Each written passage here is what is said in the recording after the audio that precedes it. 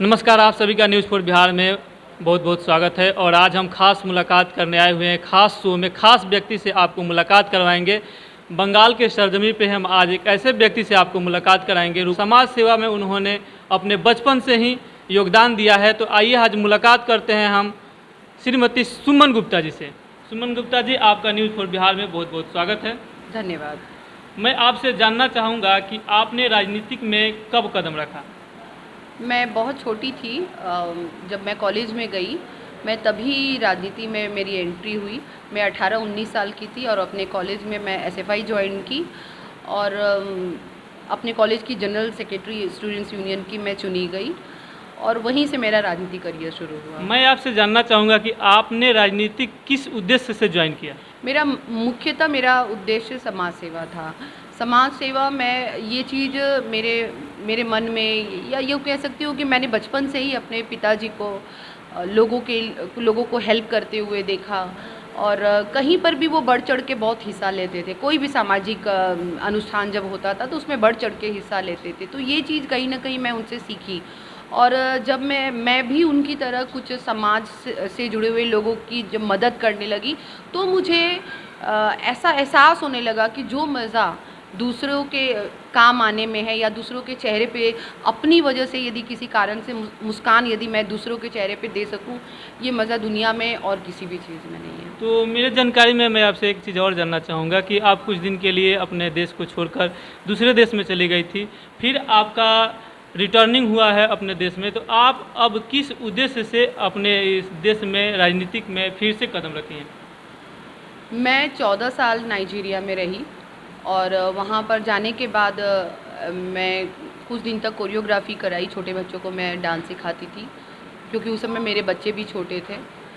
लेकिन जब मेरे बच्चे बड़े हुए तो मैं स्कूल ज्वाइन की। वहाँ पे इंडियन लैंग्वेज स्कूल में मैं पढ़ाती थी और मेरे मन में ये हमेशा था, वहाँ पे हम लोग बहुत कंफर्ट जोन में थे, बहुत कंफर्ट लाइफ जी रहे थे।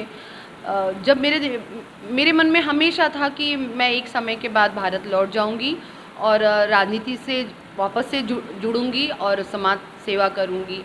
ये बात जब मैं लोगों को बोलती थी तो उनको आश्चर्य होता था। वो बोलते थे कि इंडिया में लाइफ थोड़ी डिफ़िकल्ट है, यहाँ पे इतना कंफर्टेबल लाइफ है, अच्छा जॉब है, ये सब मैंने क्यों सोचते हो कि छोड़ के जाओगे।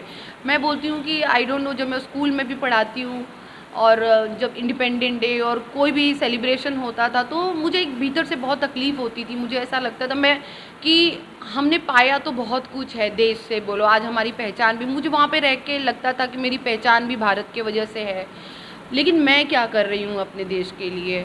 तो मुझे लगा था कि जैसे ही मेरी बेटी का ग्रेड 12 कंप्लीट होगा, जो स्कूल उसका कंप्लीट करेगी, तो मैं इंडिया आ जाऊँगी और समाज सेवा के काम से जुड़ूंगी और राजनीति में आ जाऊँगी। अच्छा मैडम, एक चीज़ बताइए कि आपने वहाँ और अपने देश में क्या अंतर पाया? ऐसे तो बहुत अंतर है। मैं एक चीज़ कहूँगी, आज ये माध्यम मुझे मिला है कहने का। यदि मैं भारत को मातृभूमि कहती हूँ तो मैं नाइजीरिया को पितृभूमि कहती हूँ।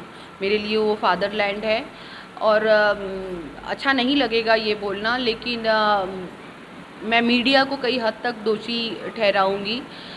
वहाँ के लोग बहुत सॉफ्ट होते हैं, ऐसा मतलब दिखाया जाता है। मैं जब कई आर्टिकल पढ़ती हूँ कि यहाँ जो अफ्रीकन आए उनके साथ बुरा व्यवहार हुआ, उनको घर नहीं मिलता है रेंट में, वो यूनिवर्सिटी में भी जाते हैं तो उनके साथ बहुत तरह की बर्बरता होती है, पर वो हमारा बहुत रिस्पेक्ट करते हैं, वो हमें बहुत प्यार देते हैं।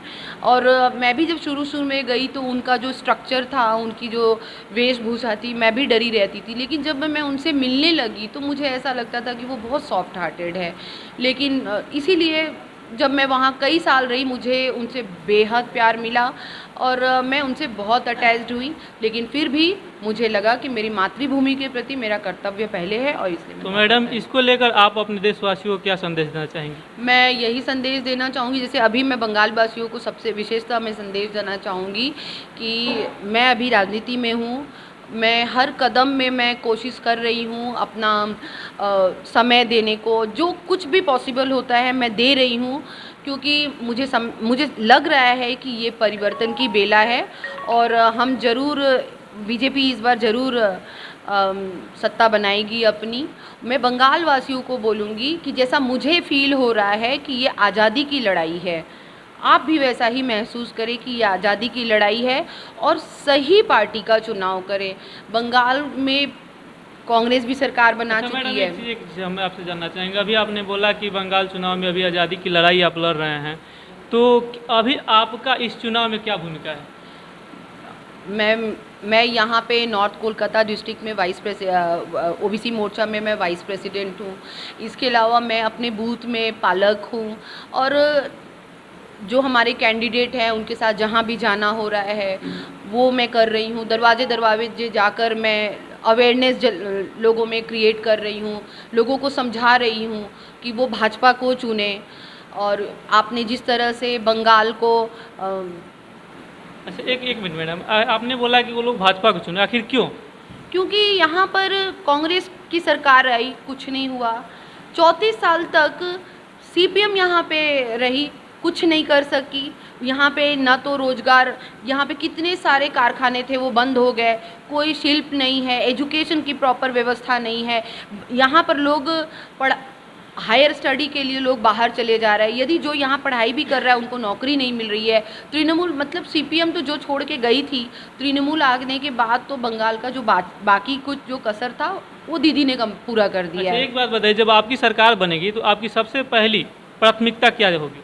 सबसे पहली प्राथमिकता रोजगार की रहेगी, क्योंकि बंगाल में मुझे ऐसा लगता है कि यहाँ पे जैसे बहुत सारे शिल्प होने चाहिए, फिर साथ में बहुत कारखाने खुलने चाहिए, कुछ तो ऐसा होना चाहिए। मैं चाहती हूँ कि बड़ी बड़ी कंपनी यहाँ पे इन्वेस्टमेंट करे और ऐसा मोदी जी भी सोचते हैं और हमारी मतलब भाजपा का ये प्रोग्राम में भी है।